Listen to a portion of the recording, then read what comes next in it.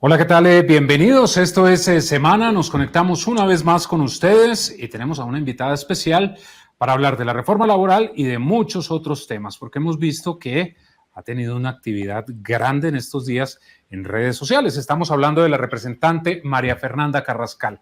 María Fernanda, bienvenida a Semana. Diego, muchísimas gracias por la invitación. Pues sí, ha sido una semana muy movida, ha sido una semana pues llena de muchos retos, sobre todo a nivel comunicacional para la reforma laboral.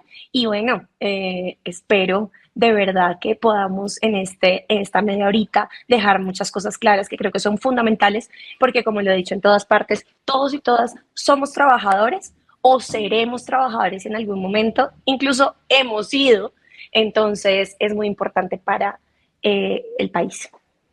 Antes de entrar de fondo a hablar de la reforma laboral, representante, quiero preguntarle por el fútbol, porque la vimos el fin de semana allá en el estadio, en el Parque de la 93, en la celebración, y entonces esto toma relevancia por varias cosas. Primero, porque usted es mujer, vemos una liga femenina en donde hay una alta participación. Vimos en un partido de Santa Fe América 30,000 personas que asistieron, pero bueno, la vimos entonces ahí en el estadio y quiero preguntarle por dos personas, si usted me dice, Miguel Prince y Santiago Carrascal. Santiago Estuvo Carrascal, su haciendo papá, sus pero es que, averiguaciones, ¿no, Diego? claro, pues es que no le digo que ha habido bastante movimiento en las redes en estos días. Sí, Miguel Prince y Santiago Carrascal. Santiago Carrascal es mi papá, Miguel Prince es mi padrino, crecieron juntos en Ocaña, norte de Santander, ellos son nacidos allá. Jugaron en selecciones, en diferentes selecciones de segunda división juntos como motilones y llegaron a el Atlético Bucaramanga más o menos en el año 79, jugaron ahí, jugaron juntos, a mi papá le retuvieron el pase, una de las tantas cosas lamentables para muchos de los jugadores durante mucho tiempo en este país y se perdieron tantos talentos justamente porque no había regulaciones claras, porque se abusaba muchísimo de los deportistas, cosa que sigue pasando en gran medida, pero eso es otro debate. Y bueno, mi papá no pudo seguirse desarrollando en el fútbol, pero Nano Prince sí lo pudo hacer y como ustedes saben, pues fue capitán de la Selección Colombia y también ganó el título del 88 y del 87 con Millonarios como capitán.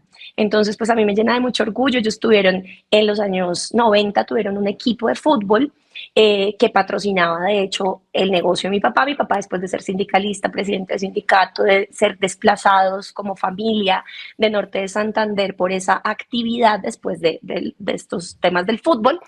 Mi papá fue empresario durante 30 años de restaurantes y de bares y empleó solamente mujeres cabeza de hogar, en su mayoría ellas, y pues fue muy importante en términos de formación para mí y hace parte justamente de estas luchas que yo doy por la reivindicación de los derechos de los trabajadores y de las trabajadoras. Nano, pues es director técnico, ha sido director técnico de diferentes equipos, pero siempre llevamos al azul en el corazón y Millonarios digamos, siempre estuvo en mi infancia. Nosotros íbamos a Millonarios con ese equipo de la colonia Ocañera en los que ellos jugaban mientras Nano era director, como en el 96, 95, 96, mientras él era técnico. Pues yo iba a todos, esos eran mis fines de semana, Diego. Ir a Millonarios, ver fútbol, ver a grandes jugadores y luego ir a montar en llamitas y en Vima y mi hermano el karts y eso hizo buena parte de mi infancia. Bueno, su padre, representante, quien desafortunadamente murió pocos días antes de que usted tomara posesión en esa curul en el Congreso de la República. Y entonces, por eso es que le queda el gusto por Millonarios y por eso, por supuesto, estuvo allí en la final. Así es, estoy muy feliz. Eso sí es como dice una canción de Millonarios, es un gusto que me dejó mi papá, es un gusto heredado. Y siempre le estaré muy agradecida.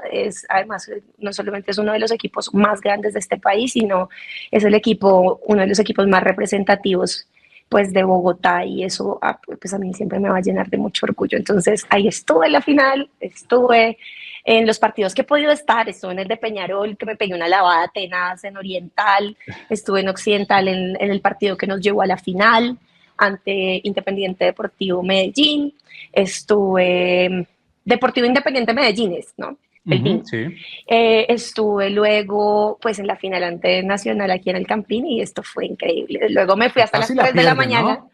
No, era más merecido, pues ¿para dónde? Pues sí, el arbitraje sí fue lamentable, pero más merecido para dónde. Hizo un muy buen campeonato, un buen torneo y bueno, de verdad que estamos muy felices por esa estrella 16. Vamos por la Suramericana y me la pasé hasta las 3 de la mañana, por eso estoy así como disfónica, me la pasé hasta las 3 de la mañana en el Parque de la 93 con mucha gente celebrando. Sí vimos en esos videos de la celebración representante. Bueno, y además entonces de esto del fútbol, como le decía al principio, pues en redes sociales ha habido bastante movimiento con su nombre. Y quiero preguntarle por una, no sé si llamarlo pelea, discusión o unas diferencias, que incluso usted respondió un trino estando en el Estadio El Campín con Catherine Jubinao. ¿Qué es lo que pasa? ¿Sí pelearon o son discusiones normales entre dos congresistas? Yo no había querido dar ninguna entrevista, de hecho esta entrevista no era para eso, es decir, Ujú. no es el foco de la entrevista, Sí. entonces no quiero como ahondar mucho en eso, sencillamente son debates que se tienen que dar, somos congresistas las dos, ella está en este momento en Europa, yo estoy en Bogotá, no es como que pueda ir a la curul de ella a hablar, no estamos en sesiones, y hay ciertos temas que cuando se dan en el plano del debate público ahí deben continuar y deben darle, o más bien debemos darle cierre en el debate público para que queden muchas claridades. Yo nunca la denigré, yo nunca por debajo de su trabajo ni lo deslegitimé porque no acostumbro a hacer eso. Yo sencillamente hice un comentario sobre un tema que ella estaba abordando sobre el DANE y ella lo voltea en mi contra, deslegitimando mi trabajo como coordinadora de la ponencia de la reforma laboral, incluso mi trabajo como representante denigrando y como si fuera un insulto decirme que ya no soy activista. Y creo que ahí lo dejo, sencillamente eso quedó en el plano de las ideas, yo no lo llevé al plano mediático, fueron distintos medios y ella salió a algunos medios de comunicación a hablar sobre el tema que me parece que no hay que dar juego a ese tipo de cosas porque el debate fue muy claro, fue muy específico, fue sobre unos temas, unos datos del DANE y sobre la interpretación sociológica y política que se le debe hacer a los datos. Los datos están ahí, pero uno no debe comer entero con los datos. Los datos son para interpretarlos y eso nos corresponde a los políticos y particularmente a los congresistas y las congresistas que tenemos en nuestras manos hacer las leyes, es decir, también hacer política pública. Representante, y entonces, entrando en el tema de la reforma laboral, ¿qué fue lo que pasó realmente con esta iniciativa? Porque en tantas cosas que se leen en redes sociales, entonces dicen que fue culpa de María Fernanda Carrascal, que no logró consensos. Por otro lado, también se escucha que la oposición hizo uso de algunas tácticas legislativas para hundir la iniciativa. ¿Qué fue lo que pasó? Mire, Diego, que si yo he leído dos mensajes que dicen que es mi culpa, son muchos. De hecho, Ujú. hay muchos mensajes incluso de personas que no están de acuerdo con ciertas cosas de la reforma o que no están de acuerdo ideológicamente conmigo, que justamente por todos los ataques que ha habido, incluso sexualizándome, ataques misóginos, mostrando una supuesta cuenta mía en Tinder para deslegitimar mi voz, aprovechándose de un lapsus que le da a cualquier persona, incluidos los periodistas, cualquier persona que está hablando y que además es una intervención que no es libreteada, yo no estaba leyendo, yo no estaba, de hecho la hice de manera improvisada, una intervención de 11 minutos muy importante, haciendo una denuncia sobre las argucias que utilizaron, las estrategias dilatorias, las recusaciones intimidantes, intimidatorias que usaron para llevar el debate a último término. Eso, usando todo eso, trataron justamente de callarme, de cercenarme y de echarme la culpa, pero la gente se dio cuenta, se solidarizó con esos ataques y además reconoció muchísimo el trabajo que hemos venido haciendo, que ha sido un trabajo juicioso, y cuando digo hemos venido haciendo es porque lo hago con mi equipo que es disciplinado, con plena convicción de lo que hace, con mucho respeto por la labor que hacemos y sobre todo por los colombianos y las colombianas, e hicimos un trabajo muy coordinado y muy juicioso con los demás ponentes que también se pusieron esa camiseta y éramos de los 9 ponentes, yo soy la única coordinadora, 7 de todos los partidos le metimos la mano a esa ponencia, la modificamos, mejoramos el texto radicado por el gobierno, llegamos a más del 80% de consensos. Al final terminan solamente firmando 5, pero nada más del pacto somos 5 partidos, o sea, es un montón de partidos participando de eso. Hubo muchos consensos, horas de mesas técnicas, horas de audiencias, reuniones públicas, todo eso está en redes, algunas no están en redes, pero estuvimos muy abiertos al debate, a mejorar la ponencia. ¿Cómo será que la ponencia después al otro día sale a COPI, que es el gremio de las MIPYMES, a decir, se vio el esfuerzo por mejorar, se vio el esfuerzo por generar un beneficio a las MIPYMES, vamos a seguir trabajando, vamos a seguirnos sentando a mejorar la mesa? ¿Qué pasa? A mejorar la ponencia. ¿Qué pasa?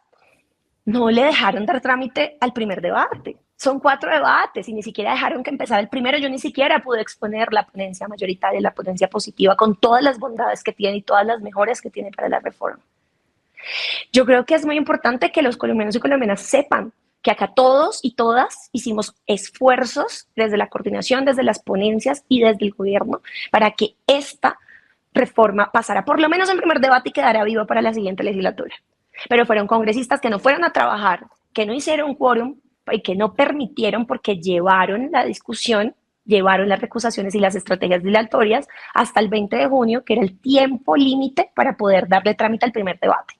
Entonces la reforma no se hunde por debate, la reforma no se hunde por que no estuviera consensuada, como están queriendo decir, no se hunde por votos, no se hunde. Si la hubieran querido hundir, lo hubieran podido hacer yendo a dar el debate, pero no fueron. Por falta. Entonces, como no fueron, se hunde por eso. Exacto, Diego, se hunde por falta de trámite. Entonces, lo que vamos a hacer es, yo creo que se pueden mejorar cosas.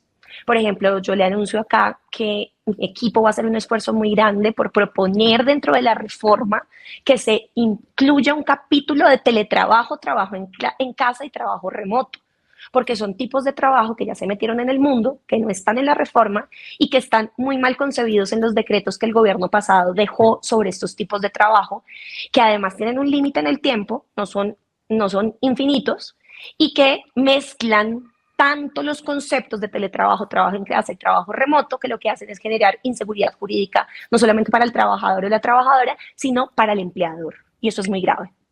Entonces, lo siguiente que va a pasar es que el 20 de julio el gobierno ha anunciado que vuelve a presentar la reforma. Todavía no sabemos cómo el gobierno está despachando desde La Guajira, todavía no nos hemos reunido y no sabemos cómo estamos nosotros en receso, ellos despachando.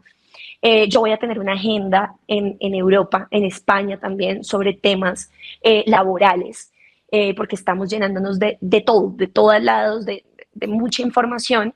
Vamos a mejorar, yo estoy convencida de que vamos a mejorar y estoy convencida de que el gobierno va a presentar un texto que se ajusta a las necesidades, pero que, ojo, lo que el gobierno radique no es lo que se va a debatir nuevamente. Volveríamos a lo que ya hicimos. Se tienen que nombrar nuevos ponentes, se tiene que nombrar la coordinación, se tiene que hacer una nueva ponencia, es decir, volver a estudiar artículo por artículo para mejorar el proyecto que el gobierno presenta el 20 de julio.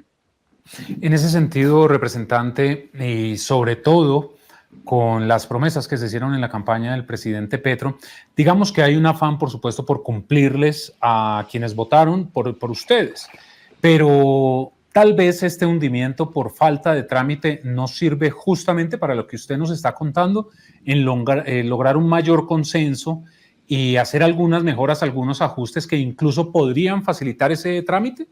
Seguramente sí, yo creo que nosotros en lo que más tenemos diferencias con ciertos sectores tiene que ver con derecho colectivo, es donde menos, digamos, acuerdos hay.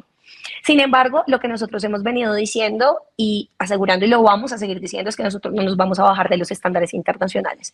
Entonces, seguramente podemos llegar a no tener tantos artículos abiertos, que son pocos, como dije al principio, porque más del 80% está consensuado, pero entre menos artículos lleguen abiertos, pues mucho mejor. Entonces, esto nos dará un tiempo también para seguir consensuando, pero repito, esto no quiere decir que no se haya llegado a consensos. Y lo otro que quiero dejar muy claro es que yo, como lo he venido diciendo estos 3 meses en los que fui coordinadora ponente, en los que he sido la coordinadora ponente, mi misión como coordinadora en esta primera fase, antes del archivo, era cuidar el corazón de la reforma. Y eso es lo que vamos a seguir haciendo. Estabilidad laboral y derechos colectivos. Eso no se puede tocar. Hay cosas que no se pueden bajar de estándares internacionales porque si no, no estamos haciendo nada. No estamos preparando al país para los mercados internacionales, para abrir más mercados internacionales, para cumplir con los tratados de libre comercio que ya Colombia tiene suscritos con Estados Unidos, Canadá y la Unión Europea. No estaríamos haciendo nada para traer la jurisprudencia de la Corte Suprema de Justicia y la Corte Constitucional al Código Sustantivo del Trabajo. ¿Qué queremos? Actualizar el código para que los empleadores tengan seguridad jurídica y se eviten una cantidad de demandas. Con eso también tenemos la posibilidad de tener trabajadores más estables, más tranquilos, más productivos y mucho mejor pagos, que lo que queremos es con eso también es devolverles poder de compra. Si el trabajador puede comprar, la economía se mueve y los empleadores se van a ver beneficiados porque se les compran sus productos o sus servicios. Entonces, Diego, lo que viene es seguir abiertos al diálogo. Yo sigo abierta al diálogo. Vamos a ver el gobierno que decide, qué tipo de proyecto va a presentar, si es el mismo, si es uno, qué modificaciones va a tener. Eso es lo que queremos también saber. Y si lo va a presentar por la Cámara o lo va a tramitar por el Senado, eso también es otra posibilidad. Lo que yo le digo a los trabajadores y trabajadoras es que yo sigo con el mismo ímpetu, con la misma convicción, llenándome cada vez de más argumentos, preparándome cada vez más con mi equipo, asesorados de organizaciones internacionales, de laboralistas muy, pero muy preparados, de academia, de sindicatos, de trabajadores no sindicalizados y también de gremios. Porque lo que hemos hecho justamente es escucharlos a todos y todas. Entonces yo voy a seguir con la firme convicción, desde donde sea, de poderle mejorar las condiciones laborales a los trabajadores y trabajadoras de este país. Representante, mire que hay uno de los puntos o de las dudas que hay es que la reforma laboral no genera empleos en Colombia, pero en varias intervenciones yo le he escuchado de usted que la reforma no es para crearlos, sino para tener una seguridad para los trabajadores, que del tema del empleo se encargan son las políticas públicas. ¿Es así? Sí, así es, Diego. Completamente claro, lo ha dicho usted, porque hemos tratado de justamente generar una narrativa distinta a la que otros gobiernos han venido, digamos, instalando en torno a lo laboral, al derecho laboral. El derecho laboral, la Organización Internacional del Trabajo, no se crearon sino para reducir o eliminar esa brecha, esa relación desigual tradicional entre el empleador y el trabajador, porque existe. Lo que tiene que hacer el derecho laboral entonces es proteger al trabajador, y eso no quiere decir vamos a destruir a los empleadores, sino que justamente vamos a equilibrar las balanzas y con justicia vamos a proteger a esos trabajadores. Por eso las tres ramas del poder, el ejecutivo, el legislativo y el judicial, estamos llamados a justamente generar eso y no todo lo contrario, como se vino haciendo en otras reformas, como la 789 del presidente, el expresidente Uribe, que le quitó poder adquisitivo a los trabajadores y trabajadoras y les redujo enormemente sus condiciones laborales, los precarizó. Y ya nos dimos cuenta que reducir costos laborales no mejora la productividad, ¿sí? Entonces, sí, la productividad del país es una de las peores de los países de la OCDE, estamos al fondo de la tabla. Y los trabajadores en este país sí que trabajan semanalmente. Ahí va el lapsus que tuve, ¿no? 14% de los trabajadores de este país trabajan incluso más de 60 horas semanales. Imagínense, cuando en el mundo estamos pensando justamente en lo contrario, sino en reducir las horas semanales y mejorar las capacidades. Entonces, es por medio de la política pública por la que se generan empleos y se sostienen empleos y se estabilizan los empleos. Por ejemplo, subsidio a la nómina ayuda muchísimo desde el Ministerio del Trabajo. Ellos dan un porcentaje del subsidio de la nómina de acuerdo a cada empleado que usted contrate, que tenga, por ejemplo, este gobierno, y en esta reforma queremos darle alcance para que sean personas con discapacidad, mujeres, jóvenes y hombres mayores de 28 años. Esas son las poblaciones que queremos proteger para que se cree más empleo en esas poblaciones, dándole subsidio en la nómina a los empleadores. Hay política de reindustrialización, hay política de fortalecimiento de la asociatividad, hay líneas de crédito del Banco Agrario que ya se están dando para fortalecer las MIPYMES y evitar también ese gota a gota que tanto aqueja a los trabajadores y trabajadoras, porque como no tienen un trabajo estable, no pueden acceder a crédito, no pueden acceder a vivienda, compra de vivienda, no pueden acceder ni siquiera a rentar una vivienda, porque usted no le contrata, no le permiten eso en el sistema financiero si no tiene un trabajo estable. Entonces, vamos por trabajo estable, vamos por derechos colectivos, nada por debajo de los estándares internacionales, nada por debajo de la jurisprudencia de las cortes de este país que tanto han defendido los derechos. Representante, entonces no sé si esté de acuerdo conmigo en que tal vez faltó comunicación, tal vez, porque uno veía y como el coco de la reforma, digámoslo así, o algunos colegas suyos decían, es que no vamos a apoyar la reforma porque no genera empleos. De pronto faltó un poquito de comunicación para contarles a los colombianos, mire, es que esto no es para generar empleos. Puede ser, los ponentes, pues igual tratamos de hacer lo que pudimos. Los ponentes, cuando se enteraron de todo esto, también estaban impresionados porque no sabían de la oferta institucional que tienen los ministerios justamente para promover y para sostener los empleos, para generar nuevos empleos, para reindustrializar el país. No conocían nada de esto. Faltó seguramente más información dentro del mismo Congreso para que no salieran muchos a reproducir cosas que no son. Empecemos desde ahí. Pero también quedamos ensanduchados en dos de las reformas más importantes también sociales, que es salud y pensional. Y bajo esa también premisa se excusaron muchos para no darle trámite a una reforma que duró más de 2 meses radicada y que pues ese es nuestro trabajo. Por eso es que nombran ponentes distintos para cada reforma, ¿no? Pero bueno, estas personas fueron incapaces de darle la cara al país y de dar el debate como debían, de ir a trabajar como debían en la comisión para poderle dar trámite a esta reforma. Un segundo, que le quiero hacer un paréntesis ahí con algo que usted acaba de decir. Sí. Ustedes hacen parte de una renovación del Congreso, sobre todo en la Cámara de Representantes, en donde llegó un gran porcentaje de congresistas nuevos. Sí. A veces en el Congreso hay la percepción de que cuando hay una cantidad de iniciativas importantes dicen hay mucho trabajo y a veces se abruman o quieren mostrar que son muchas labores las que tienen que hacer. Con ese comentario que usted acaba de hacer, pues es el trabajo de los congresistas, ¿no? Así hayan 3, 4 reformas a la vez, pues es el trabajo de ustedes, ¿o no? Sí, mire, Diego, yo creo que nosotros sí trabajamos. De hecho, ahora que se redujeron el receso legislativo, más bien lo redujimos porque yo voté a favor también. También hice una salvedad y es que los congresistas hacemos algo más que ir a sesiones, muchas cosas. Esto es trabajar, esto es trabajo. ¿Sí? Ir a foros, atender a la academia, atender a las comunidades. Yo en mi oficina llegan todos los días personas a visitarnos, a hacer gestiones. Yo tengo que gestionar cosas con los gobiernos, tengo que atender a veces incluso comisiones internacionales, tengo que ir a los territorios muchísimo, tengo que estar en contacto con la gente. Es mucho el trabajo, además de las sesiones.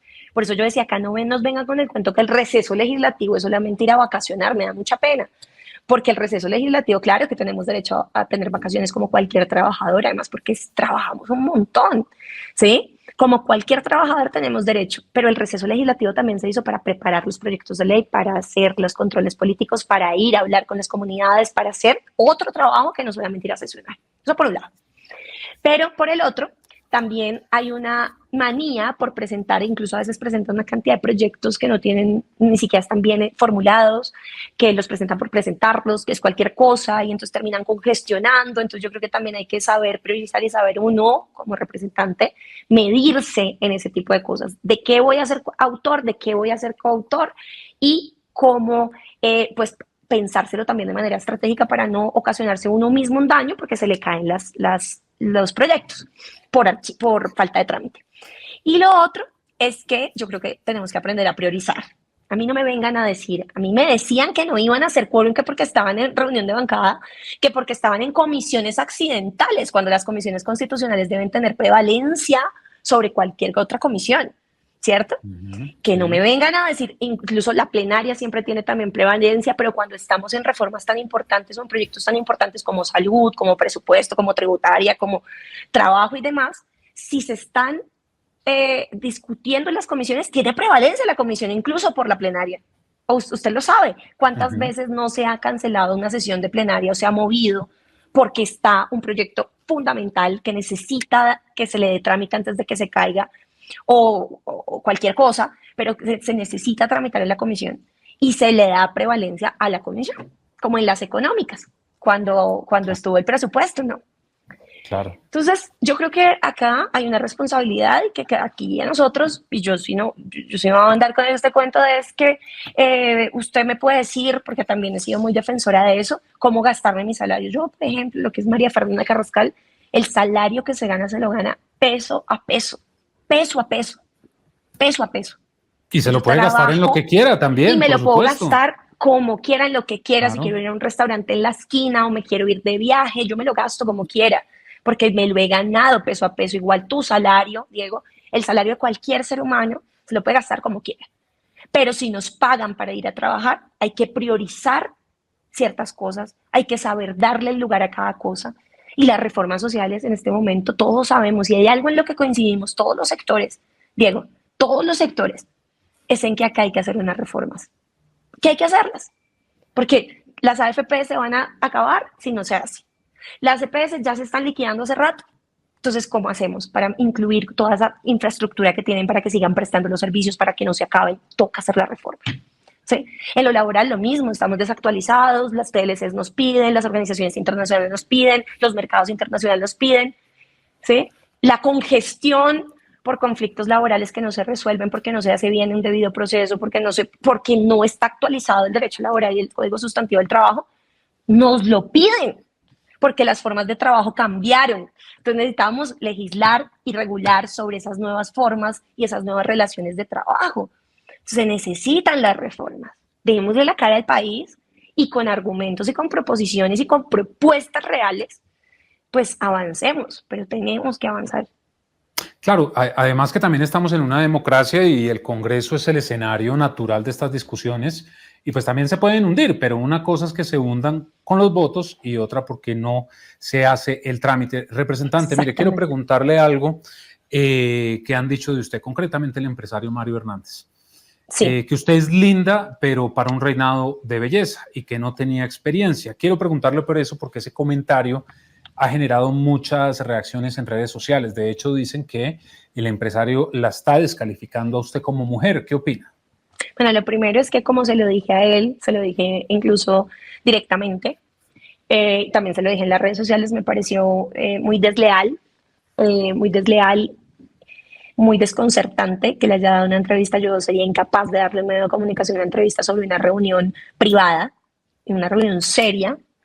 Sería incapaz, y muchísimo menos para descalificar a la otra persona que se ha tomado el tiempo para ir, que le ha dado tiempo de su espacio, de su agenda, energía, que le llevó la ponencia que no conocían porque tenían un montón de cosas inexactas y mentirosas y narrativas, las mismas narrativas de siempre, que se tome el trabajo entonces de darle la cara, pues no lo haría. Eso por un lado. Y por el otro, pues las mujeres ya estamos hartas y creo que se vio también en gran medida, digamos, víctima también de muchas críticas por eso, porque estamos cansadas de que nos manden o a reinados o a la casa a cocinar y solamente a cuidar los hijos. Cuando nosotros nos hemos venido ganando una voz, un liderazgo y hemos luchado porque haya paridad. De hecho, acabamos de aprobar no solamente un proyecto en contra y para sancionar las violencias políticas contra las mujeres, sino también para que haya paridad en diferentes escenarios. Y estamos buscando la paridad. Y gracias al pacto histórico que se la jugó por listas cerradas, tipo cremalleras, llegamos más mujeres al Congreso de la República con voz, con unos procesos impresionantes, ¿sí? Y que llegamos a defender luchas tan importantes como la reforma laboral.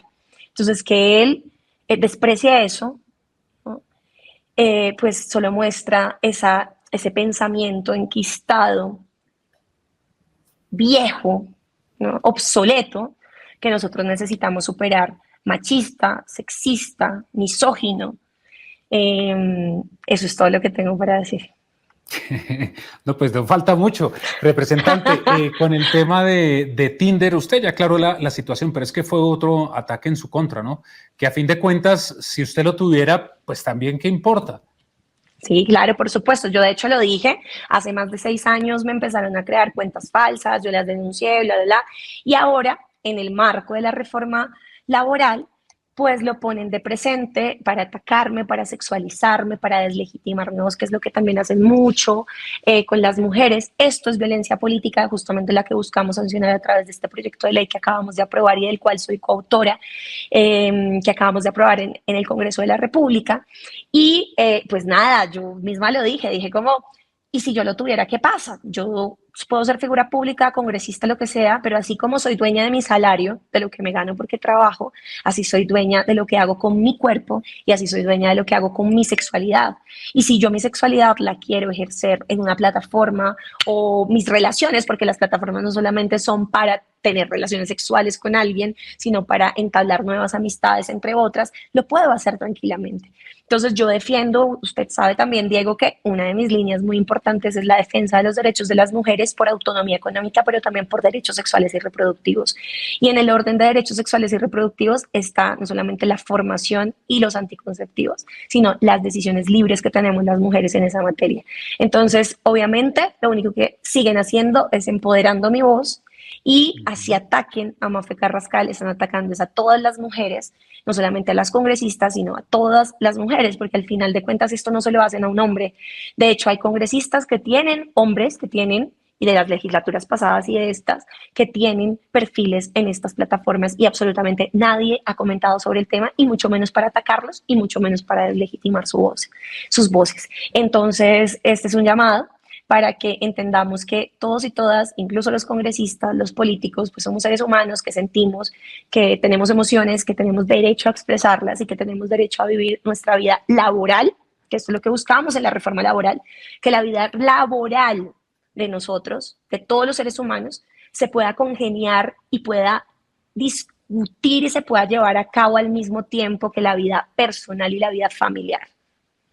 Entonces, sí. Ahí está, esto también nos ayuda a mostrar lo que está pasando en términos de derechos y de violencia contra las mujeres que hacemos política. Muchas se van de la política por este tipo de ataques y por eso no los podemos permitir. Eso quería preguntarle, también, representante, ¿a usted como lo laboral afecta? Y lo personal? No, yo, pues a ver, no puedo decir que no me afecta absolutamente nada, pero lo he aprendido a manejar, llevo muchos años con este tipo de ataques. Sobre todo, y bueno, y ahora que soy congresista y llevo un año en el Congreso, pues entonces qué joven, inexperta, que no sé qué, entonces uno aprende a manejar este tipo de cosas. Yo me atiendo mi salud mental, atiendo mi salud física, tengo terapia psicológica y terapia física todas las semanas, me alimento bien, trato de alimentarme bien, de hidratarme mucho, de tomar vitaminas, todo eso hace que uno esté como alineadito y pueda recibir este tipo de cosas como de una mejor manera, porque de eso depende mucho. Estos ataques siguen existiendo, no los podemos normalizar, tenemos que denunciarlos, tenemos que solidarizarnos, tenemos que hacer cosas contra ellos, pero mientras sigan ocurriendo van a seguirnos fortaleciendo, por lo menos a mí, yo les anuncio eso, a mí me van a seguir fortaleciendo, porque si algo me lleva me da impulso, son este tipo de ataques, porque entiendo que tenemos la razón, entiendo que estamos generando incomodidad, y cuando hay incomodidad hay reconocimiento de que algo está mal, y cuando hay reconocimiento de que algo está mal, podemos tomar acción. Esa es la labor que he venido desempeñando como activista y que la voy a seguir haciendo y la estoy haciendo como congresista. Representante, y finalmente, porque ya el tiempo se nos está agotando, con este tema de la reforma laboral y los trámites que faltan, pues el pacto histórico va a tener un papel muy importante en la siguiente legislatura, porque estamos en un año de elecciones. Hay unos datos estadísticos de la favorabilidad del presidente Gustavo Petro que no lo favorecen, y hay una coalición que en este momento está, por decirlo menos, golpeada, y hay otros que dicen que no existen. En ese sentido, representante, ¿cuál va a ser el trabajo que van a hacer ustedes en el Congreso para poder impulsar todas las iniciativas? La laboral, que usted nos cuenta, después del 20 de julio se va a radicar, y las que están pendientes de trámite. Además que va a llegar la ley 30, ¿no? La reforma a la ley 30.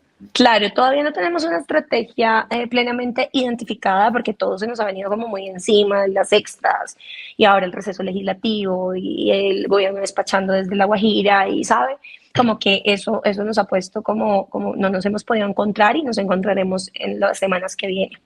Pero lo que sí está claro es que seguimos abiertas al diálogo. Nosotros rendimos cuenta, el pacto histórico como bancada rindió cuentas la semana pasada, y dejamos de presente y dejamos muy claro que seguimos con las puertas abiertas, que acá vamos a recibir a todos los congresistas y todas las congresistas que estén alineadas con una necesidad de cambio y que quieran venir a aportar y a mejorar los proyectos, no a destruirlos, sino a mejorarlos.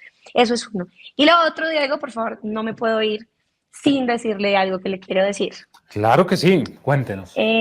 Porque además, aprovechando que está su audiencia, que fue justamente la que leyó y la que me sigue atacando en redes sociales, porque consideran que yo presenté una excusa falsa. Y eso tiene que ver justamente con un titular que Semana hizo o publicó, que además Vicky Dávila lo promovió, y eso pues es darle validez y legitimidad a algo que es sumamente mentiroso, y es decir que yo estaba camuflada en la marcha que hicimos para apoyar a las reformas. 7 de junio, ¿cierto? Exactamente, que yo estaba camuflada y que me habían pillado. Entonces, las dos cosas son sumamente mentirosas y no son solamente mentirosas, sino que pues manchan mi nombre y el trabajo que yo vengo haciendo, que es un trabajo juicioso, serio y de cara al país. Tan de cara al país que yo me levanto el martes 6, muy enferma, no me puedo parar la mitad del día, vienen un médico domiciliario, me hace una excusa por 2 días, él diciendo, bueno, por si no te sientes bien mañana, pero en el momento que te sientas, igual yo no me sentía tan bien y me paré. Y sí, es una irresponsabilidad, como lo quieran decir, pero pues bueno, es mi decisión. Y yo les digo el martes en la noche a la gente desde mis redes sociales que nos vemos al otro día para marchar. Obvio, como no iba a salir la coordinadora ponente de la reforma laboral a defender la reforma laboral si la marcha era para eso, ¿cierto? Entonces salgo a la marcha, uso mis redes sociales desde el primer momento que salgo para comunicar que estoy en la marcha y me dicen que me pillaron cuando yo soy la que está comunicando. Pero lo más grave aún es que me invitan al programa de Vicky Dávila al mediodía y yo estoy comunicada con la producción de este programa y les digo, no me va a poder conectar porque estoy en la tarima con el presidente y me dicen, te estamos viendo. O sea, semana me estaba viendo y semana publica que me han pillado y que yo estoy camuflada y que además lo estoy haciendo con una excusa médica, ¿no? Entonces yo sí quisiera de verdad decirle a esta audiencia que por favor tengan mucho cuidado con la información que reciben, que revisen muy bien porque yo misma publiqué, de hecho otros medios publicaron la carta en lo que yo pido que no se me tenga en cuenta la excusa de ese mediodía que ni siquiera la necesitaba, porque realmente no necesitaba sí o no la excusa, igual yo iba a salir a marchar porque es mi derecho constitucional. Y además estaba trabajando, trabajar para los representantes y los congresistas también es salir donde están sus representados. Yo estaba haciendo una representación política, yo no me estaba rascando la barriga, no estaba en San Andrés, no estaba en un spa haciendo mi masaje, estaba trabajando de cara al país y todo el país me estaba viendo en una tarima con Gustavo Petro y en la otra tarima con Francia Márquez después de la alocución del presidente. Entonces, después de la intervención del presidente, corrijo.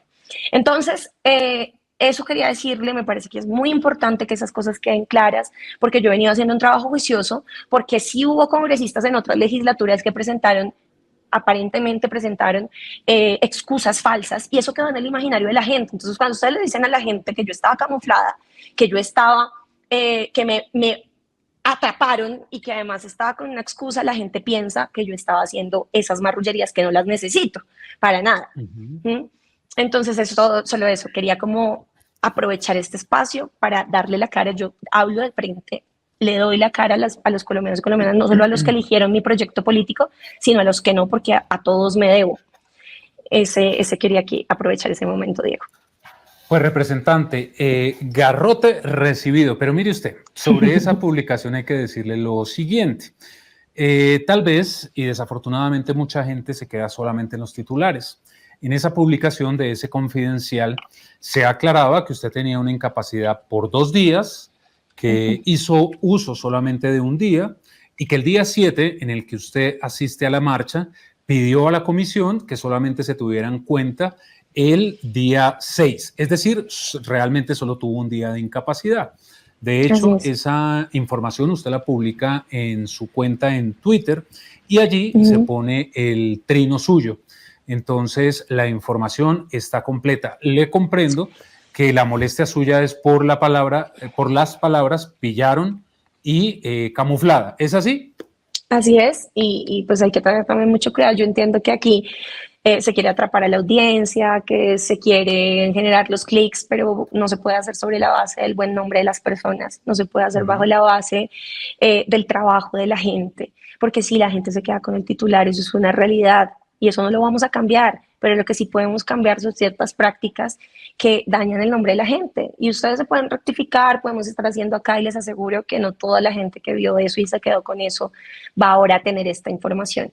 Entonces, solo eso quería como ese momento también y agradecerles el espacio para poder hablar de la reforma. Vienen muchas cosas también para hablar sobre esta reforma porque que va a haber discusión, va a haber, el país lo necesita una reforma laboral. Totalmente aclarado, representante, y gracias por el espacio. Su reclamo. Y representante, mire, entonces eso también demuestra que hablando se solucionan las cosas sin ningún problema. Así es. Pero el café de la paz, ¿fue que dijo? Me debe el café, ¿no? El café de la paz. Porque el yo lo café tengo acá. de la paz, que no, porque usted se fue para la final y vea, yo también tengo acá mi cafecito mientras conversamos. Salud, los micrófonos pues. de semana siempre están abiertos. Representante, pero para no malinterpretarla antes de que se vaya, con lo que me respondió de la coalición, entonces ustedes en el pacto histórico, además del trabajo político del ministro del Interior, ustedes Así también es. se van a encargar de tender puentes con las otras colectividades. Y siempre lo hemos hecho, Diego, y estamos muy dispuestos a siempre, mire, yo he hecho un trabajo, se lo digo, tan juicioso que por eso esos ataques de representantes que deberían estar más cerca o que se supone están más cerca me dolieron tanto sobre la reforma porque no recibí ni un de esos que atacan, no he recibido ni una proposición. En cambio, sí he recibido proposiciones de sus copartidarios, de diferentes partidos, tengo proposiciones para mejorar esos proyectos y eso es lo que deben hacer los congresistas. Si la reforma se da o no, que lo digan los votos y la discusión, pero propongan cosas que valgan la pena, mejoremos el texto, para eso está el Congreso de la República. No se dejen quitar la autonomía y que el debate se dé por fuera del Congreso, la pelota. Después de erradicada por el Congreso, por el gobierno, está en el Congreso. No se dejen quitar esa autonomía y esa potestad de poder dar un debate de altura. El país lo merece, el país merece que nosotros cumplamos con esa función que para eso nos pagan. Pues representante, gracias por estos minutos aquí en Semana. Gracias, y entonces Diego. Hablamos antes del 20 de julio, cuando ya esté sí. más definido el tema de la reforma laboral. Que esté muy bien. Tengamos más claro qué van a presentar. Muchas gracias, Diego. Hasta luego. Buenas tardes. Un gran abrazo. Y salud. Y a usted. Me debe ese café, ¿no? Claro que sí, representante. Un gran abrazo. Gracias. Y a ustedes también por estar con nosotros. Ya saben que nos vemos en todas nuestras redes sociales e ingresen a www.semana.com para encontrar toda la información de lo que ocurre en Colombia y en el mundo. Que estén bien.